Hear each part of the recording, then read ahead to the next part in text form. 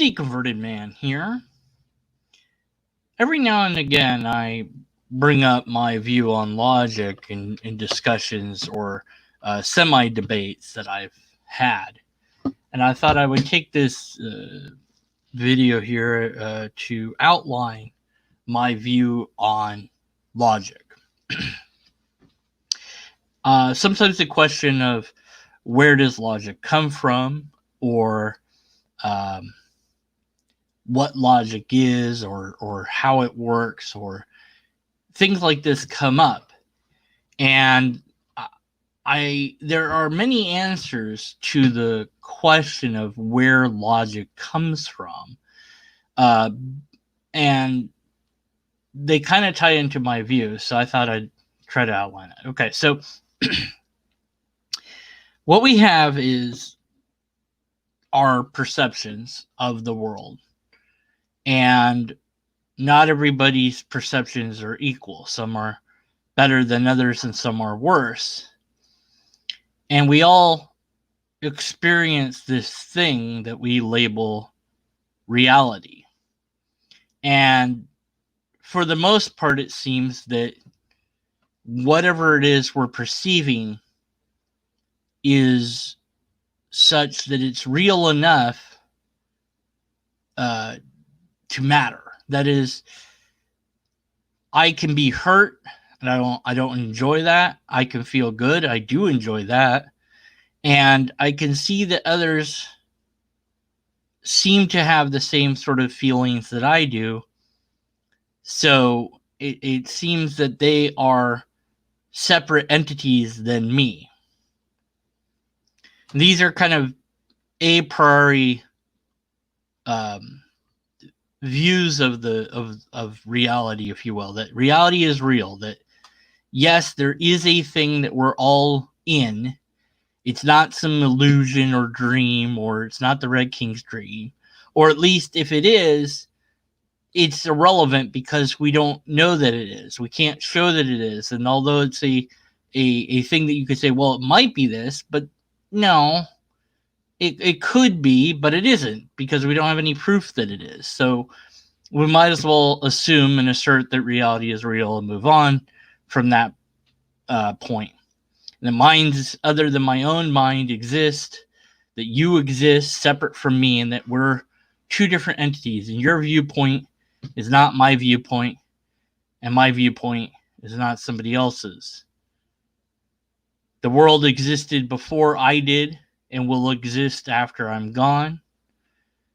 And the universe existed before the earth did and will continue to exist after the earth is gone. So that these things are true independent of my or your observation of them.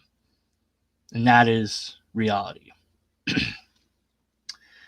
So we make observations about our universe, what bits of the universe we can observe at any rate, the things that work here on Earth, and how things work in space, and we perform various experiments. And from those, we learn all sorts of things about this reality. And we categorize all that information and catalog it, and that's essentially the sciences. But before sciences were really strong, or maybe even a thing in the way that it is now, you had philosophers that came up with rules for how to argue, and words and forms. And some of these are not used anymore, and some of these are debated even today. Aristotle laid down a foundation, if you will, and others built upon that over time. And so you could say, in essence, where logic came from is that humans invented it and that it evolved. But how did these rules, how are these rules decided upon? That is, how did it get settled? It took time. And how much time, I'm not sure, but it took time. But the rules were settled when it became apparent that they worked, that there was a formula that you could observe and that you could parse out, and that this formula worked every time. The notions, the laws of logic, as they were really good, strong building points. Although in non-classical logic, some of these have been debated. So the question then comes up, well, then we didn't really invent logic, we discovered it. It's like, well, no, but yes, kind of. In that we discovered that these formulas work, but we still made up those formulas and labeled them. And you go, well, why is it that this the law of excluded middle, if you will, why is that a thing? Or why is the law of identity a thing? Or why is the law of contradiction a thing? Has those things always existed? It's like, well, in a sense, yes, but also no, because assuming that humans are the only sentient thing in this universe, just for the sake of assuming that for the moment, because speaking of aliens and other sentient creatures, perhaps they have different notions of logic. But at any rate, before we were, whatever the rules of reality were still there. It's just nobody was there to think about them or talk about them or write them down and observe them. However, that's only true to a point. If you go back in time far enough, then you run into a problem. And that problem is what's known as some call the singularity, the T1 point of the universe, when time began. And you have a very hot universe where basic elements are coming into existence.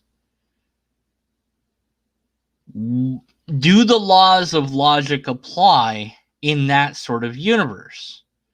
I don't know. And the reason I don't know is because I think that logic is mapped to our universe.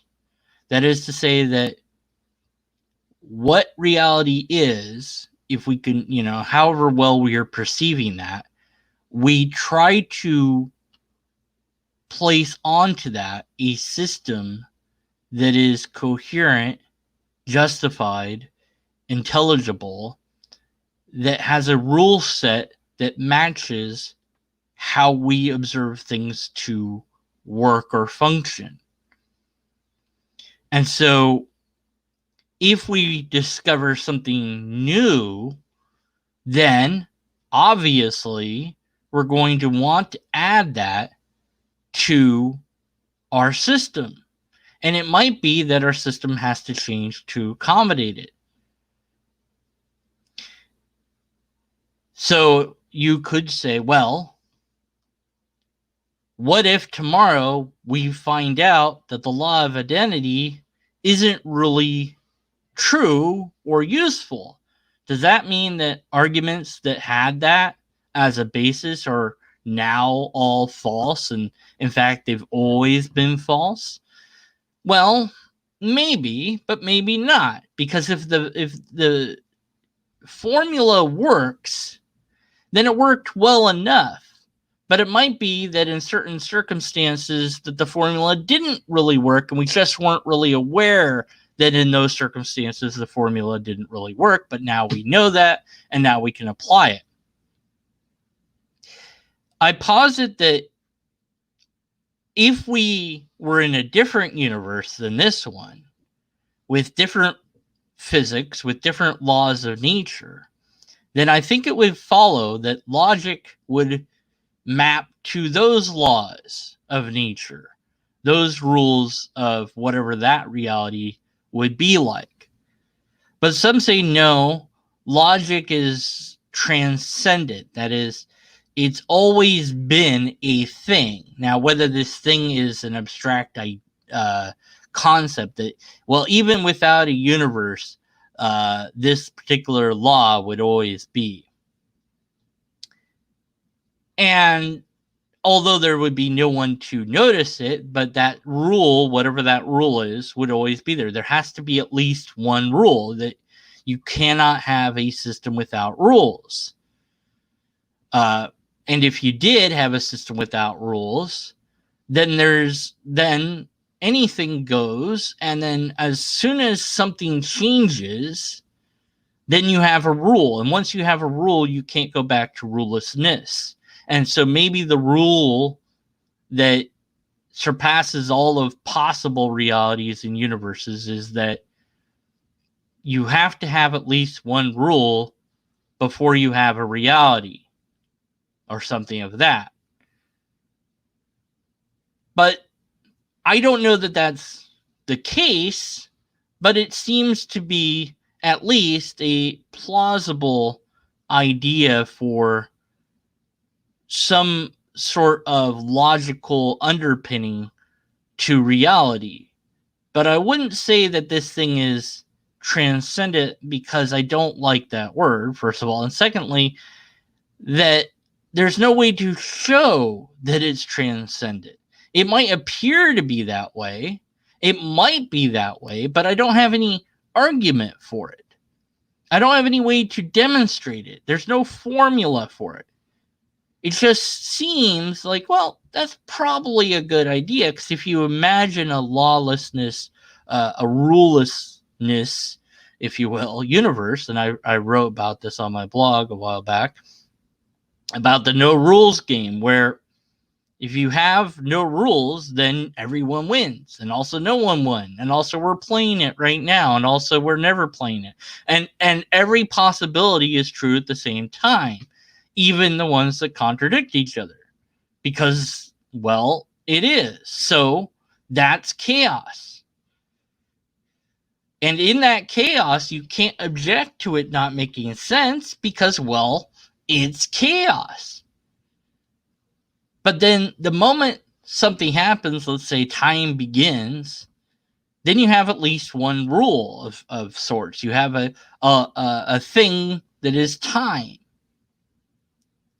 And then, because you have that rule, you can't go back to that chaos, or at least not immediately or instantly. It's that time has to end, maybe, before you could go back to that chaos, if you will.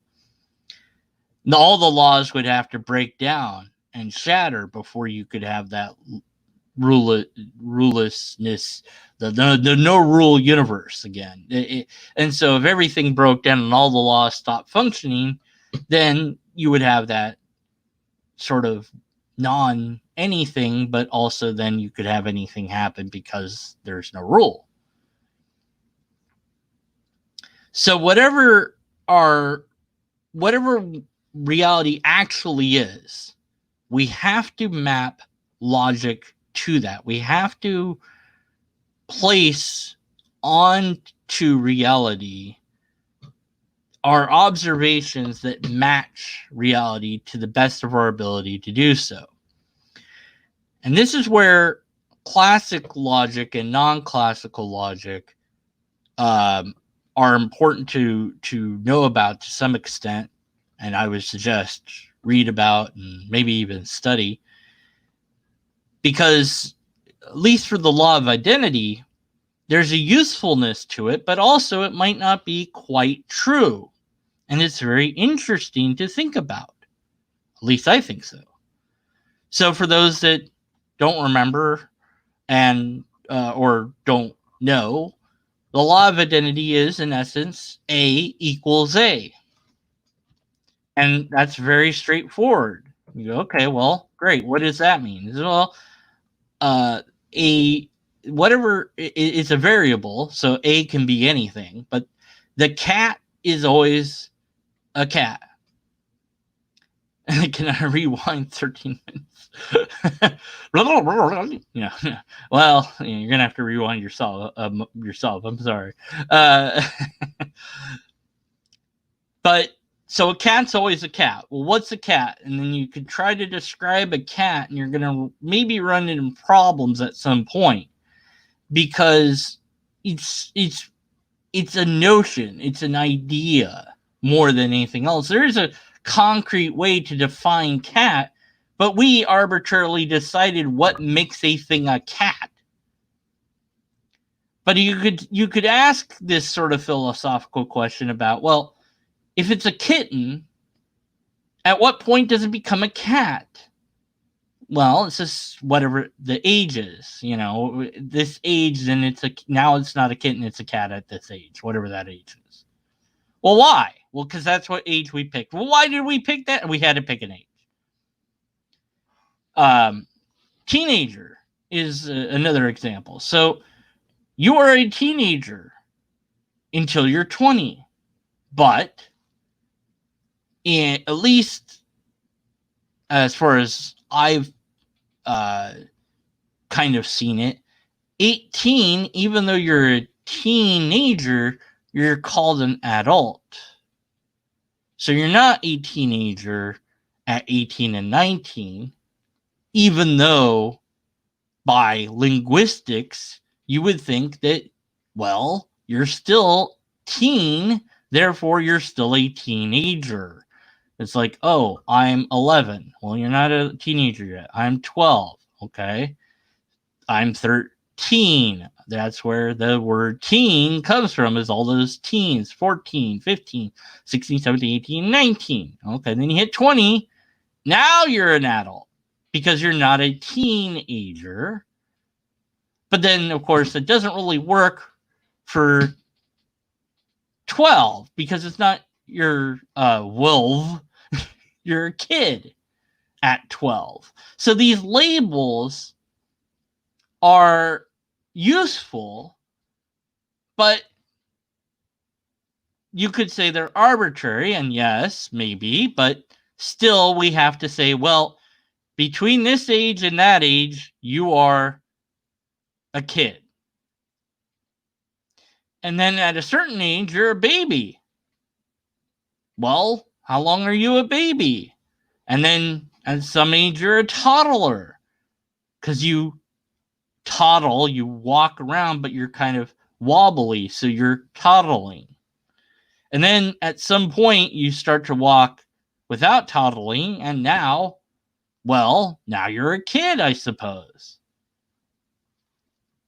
But if you say, well, what's a kid or what's a cat? And you start saying, well, if I took off the ears of a cat, is it still a cat? If I took off its legs, if I took off its at what point does it stop being a cat?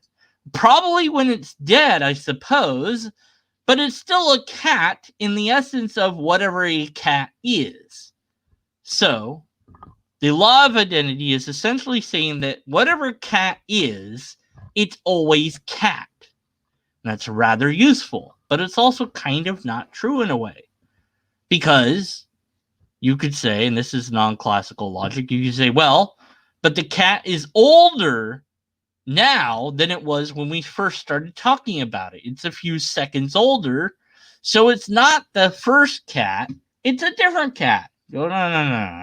It's still the label is the label, okay? Yeah, well, look at A equals A. The A on the left-hand side is different than the A on the right-hand side because you have an object in the same place at the same time, so even the A is different. Like, you're not getting the point. Yeah, but I don't know, but I am, they'll say, And so this debate is useful because it asks this question about this particular law, and there's other criticisms on the other laws of logic, not all of them, but I think it's either excluded middle or non-contradiction. One of those was left alone, but there's at least criticism of two that there's debate about it in non-classical logic. Why is it called non-classical logic? Well, because classical logic came first, and then people say, well, wait a minute, what about this? And that's the non-classical logic. And so you say, well, I prefer rules. Well, and so do I, and that's why I stick mostly with classical logic. Particularly, my interest is in informal logic. Well, what the bleep is that? Well, see, there's formal logic and then there's informal logic. Well, that's great. Well, what is it? Well, look, you got to look it up. I mean, it's basically it's the normal way that we speak. It's not necessarily a syllogism, although you can have a syllogism and analyze that in informal logic.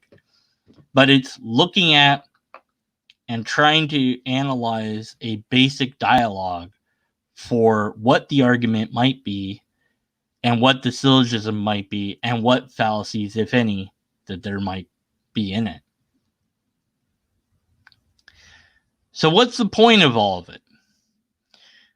Well, I think that logic, like it is a tool. It's a shortcut tool, if you will. The person that makes the claim, as we all know, or should by now, has the burden of proof. Now, that burden changes depending on the claim. And sometimes we don't even care that they shoulder that burden of proof because the claim is so not important that it's not really worth proving. Or we can grant it because doing so, it doesn't really seem like that big of a deal.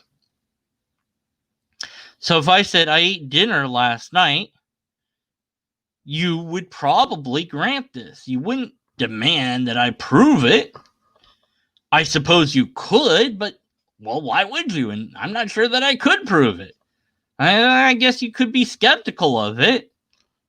I could be lying, or I could be wrong, or, well, maybe it wasn't last night. Maybe it was late, earlier today, because, well, what's night even? And, you get into that. Or you can say, well, it's such a little claim that it doesn't really matter, so yeah, sure. If I said I had dinner with the CEO of YouTube, now you're going to want some sort of proof because it's an unordinary claim. Well, what kind of, I've only seen big YouTubers ever talk to that person. And so I doubt that you have the connection to her and have such a strong connection that you were able to secure a dinner with this person. And besides, I think I know your location. I think I know hers. And, therefore, this is very unlikely. So you're going to need to provide some proof of this. And that proof might be as simple as a picture or a video or audio recording or maybe a letter. Then you could doubt those things. Perhaps you could think, well, that's something that is fabricated. And you might then have to show that that is the case. Or it might be that it's sufficient enough evidence for you to say, okay, maybe it's Photoshop, but it looks real. So whatever. All right. Because it still doesn't really matter if I went to some sort of extraordinary length to make up a story. It doesn't really impact you. But then if I said, well, I had dinner with the President of the United States last night, and not only that, but I know what the next executive order is going to be. I'll tell you, but it's going to cost you. Well, now it's a whole different claim. And there's a whole big, huge burden of proof because you're not going to part with money just on the sort of evidence that I might have given you for the CEO of YouTube. You're going to want a lot more evidence. And what's more, you're going to want to make sure if you value this information ahead of time, because knowing something like that might be worth some amount of money to the right person or the wrong person, if you will. And so you're going to want a lot more proof than before. And of course, then if I claim that I have some sort of superpower, like I can fly around like Superman or something, you're going to want way more evidence than you did, because nobody has ever been observed doing that. And you know that. It's just not a thing. So that's where the logic comes in, where I could make an argument that, if valid and sound, should line up with reality in such a way that you could be sure about the event that I'm talking about, so that you wouldn't need this evidence. At least that's what some people think. Well, here's the first premise. Here's the second premise. And therefore, the conclusion is this. And there you go. And you go, okay, well, if it's valid and sound, then the conclusion is true. Well, yes. But how do you know if it's valid and sound? And therein lies the rub, because the formula might be correct, but that doesn't mean that it doesn't contain fallacies. How are you going to find out? You have to check in with reality. So you still need evidence. The argument itself is not evidence, because, well, if that was the case, we could just go to the bank and say, hey, bank teller, how are you doing? Look, this bank owes me, a significant sum of money. Let's just say, I don't know, $50,000, because they're not going to have $1 million lying around. They might have $50,000 lying around. I don't know. If you don't have that, maybe 20,000, whatever you got lying. I mean, but 50,000, you probably have that. So you owe me that. This bank owes me that. And the teller says, well, who are you, first of all? Look, you don't need to know who I am, because the fact is that it is the truth that this bank owes me $50,000. And if this bank doesn't owe me that, then you can't comprehend reality. Do you comprehend reality? Yes, of course I do. Well, then, therefore, this bank owes me $50,000. For those of you who know some stuff, you'll recognize this as presuppositionalism. That without this idea, you can't make sense of reality. So therefore, this idea is true. Well, that's silly. No, we don't owe you this money, sir. We don't even know who you are. Maybe we do owe you money, but we have to at least verify who you are. No. You just have to take my argument as evidence. But that's not how reality works. That's not how things work. So I would need to prove that the bank owes me money. The argument doesn't really matter in that sense, but it's a good shortcut. So the used car salesman, my favorite example. Of course, we're not going to trust them because, well, they're a used car salesman. And maybe we were too lazy to do research on the car that we want to get. But we go there and we say, okay, well, here's a car. I think this is a decent car. Tell me about this car. And they start making all sorts of claims about the car.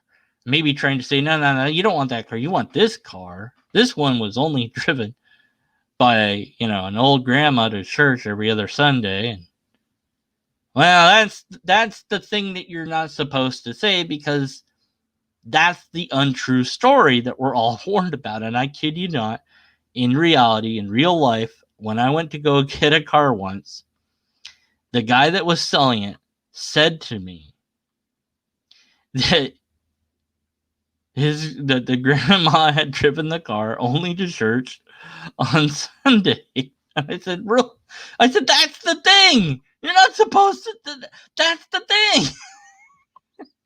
You can't say that. Everyone knows that's not a thing. Like, that's not true. Even if it is true, you can't say it because it's a thing.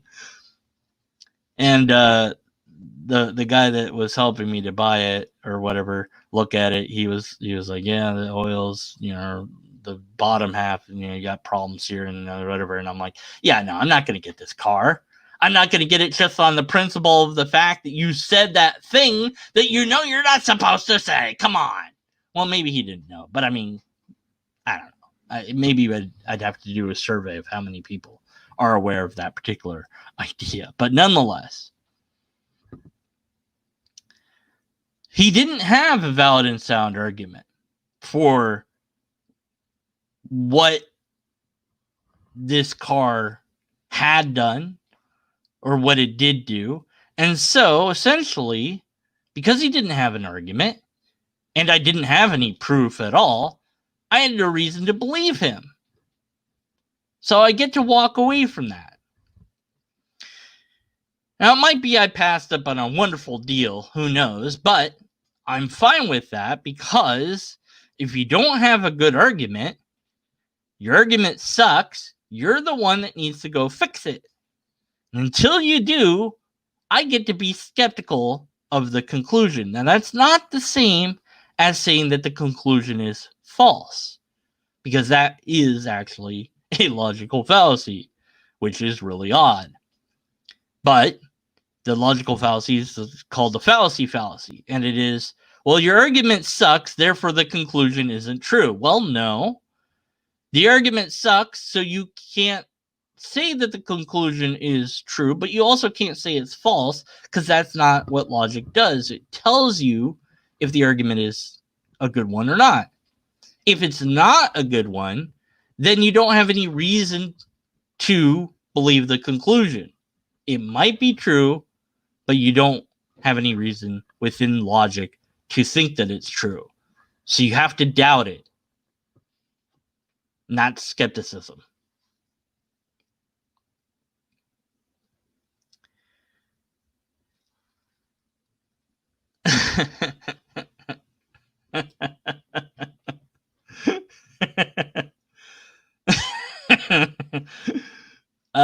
Well, a lot of what I'm saying is my view of logic. So, as far as logic mapping to the universe, not everyone.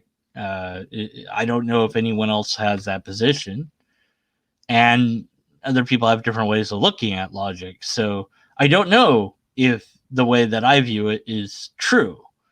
All I can say is this is how I view it. But the other things I'm saying about logic and rules and whatnot, you can verify if those are true or not. And I would encourage you to do so. I would also say I shouldn't be your only source of logic. I consider myself an amateur logician. And I consider myself that way because I want to be humble.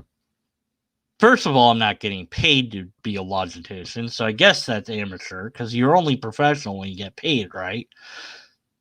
And I don't have any, books on logic, although I do have a book about my deconversion called Caught Between an Infinite Hope and a Finite Despair, available on Amazon.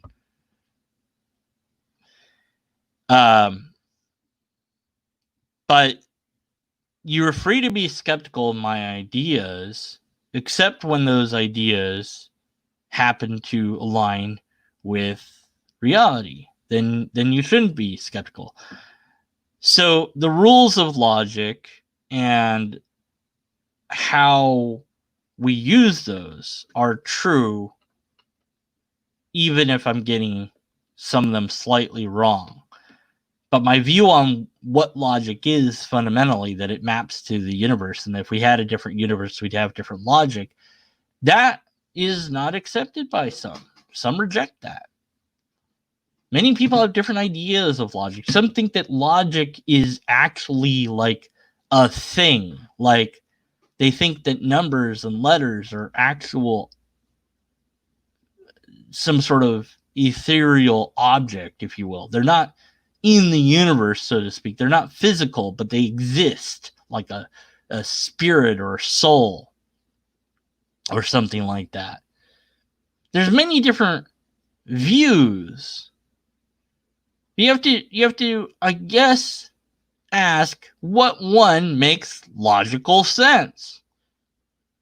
And so when I did that, when I asked myself that, and I said, well, not only does it make sense, because it might make sense and be wrong, but is it something that you can at least produce some sort of map for, some sort of argument, so some sort of explanation that holds water, if you will. And so I count on all of you, my viewers, to tell me if my view of logic is one you disagree with and why, and what your view of logic is, so that I can consider it. Maybe say, well, I don't have a view, but this person has a view, and here's their view. Have you looked at that? And I'll go look at it and I'm like, oh, that's interesting. I probably have already seen it, but who knows? And I count on all of you to keep me on my toes, which many of you have over time. And I appreciate that. Oh, look, you missed this thing, or you said this wrong. It's like, yeah, well, you're right. Can't edit it now. I mean, what am I going to do? Make a video just to correct that one thing? I might. But usually I feel like, well, if I said it in text, that counts. It's like, yeah, I screwed up. Okay. A lot of the time, like if I'm off on my count of logical fallacies, or if I'm off in one of the fallacies or whatever, it doesn't matter because they still have all the other fallacies. So fine, subtract one. They're still wrong.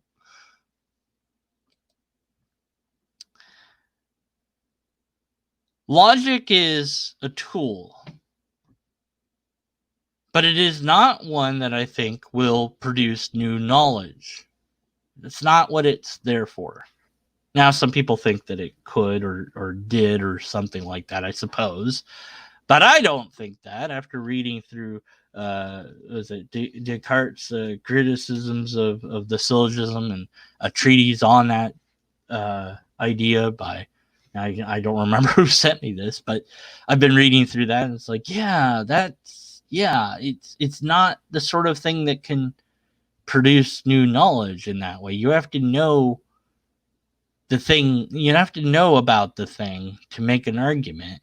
And you go, well, then what's the point? It's like, the point is that it's fun to do, at least for me, and that this is a way that if we follow these rules, and if we had a debate, whoever doesn't have fallacies wins.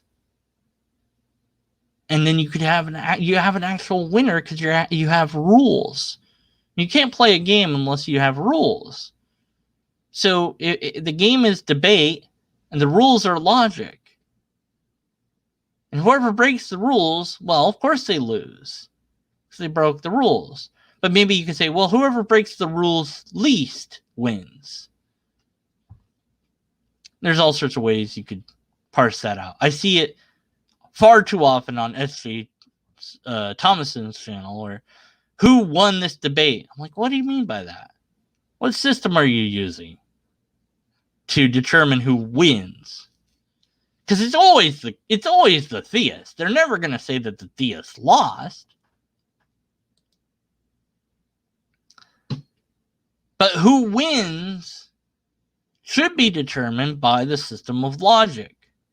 No other system. At least in my view. Because in my view, the argument is what matters. Not the person or the group, but the argument. This applies to everything. Ideologies, political, religious,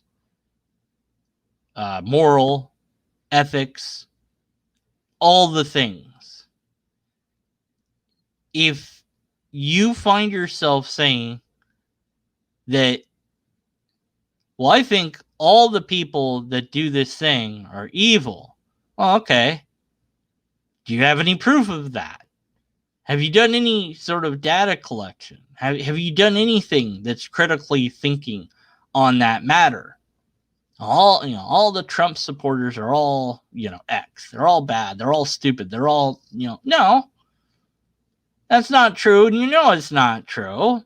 But it's easy to say it because you feel it. But then you should recognize it's a feeling. You should recognize that it's not a good argument. And then you should go make a good argument for your case. Because otherwise, why the bleep should I care? And do you think that your opponent, whoever they might be, hearing you say that, is going to be swayed by you? Oh, wow, I'm an idiot? Well, I didn't realize that. I guess I won't support this person anymore. Because I'm an idiot. So if I stop supporting them, then I stop being an idiot. What kind of sense does that make? None. It's not going to convince anybody. Throwing names at each other isn't going to change things. In fact, it's a type of dialogue called erratic dialogue. And in that dialogue, you're not using logic. You're using words to try to knock your opponent down. And your hope is to reveal the deeper basis of the conflict, but you'll never get there because you're just trying to piss them off because you're mad at them and you want to fight them with words. And that might lead to some other fight, but hopefully not. But nonetheless, it's not logical. So we need to be logical. We need to use logic. We need to use reason. No matter what it is, especially if you think it's true. If you think it's true, before you say that it's true, make an argument for it. Analyze your own argument, and then have somebody else analyze it. I'll do it if you want. And if there's a fallacy, then admit that there is and fix the dang argument and try again. It's the only way forward, and that's what logic is useful for, is a shortcut, if you will. But what's even better than logic is just having the darn evidence, the data, the studies, what have you. But you got to be careful because, yes, you can manipulate those things and cherry pick. So you got to be really thorough. And so maybe it's good to have evidence and an argument that's valid and sound. So that's my view on logic. In brief, if you will, I'm only 42 minutes worth. And thank you for listening. Please post questions, comments, whatever, in the video once it becomes a video so that YouTube knows that you care about me. And that helps my channel in some way, shape, or form.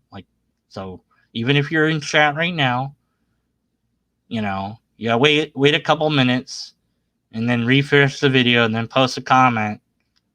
Because it doesn't matter what it is, just say something.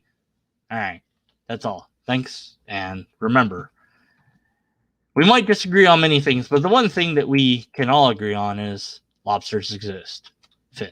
Okay, all right, that was good. Yeah, that was a good talk. All right, come to man, it's 5 o'clock in the morning. Why am I up this late?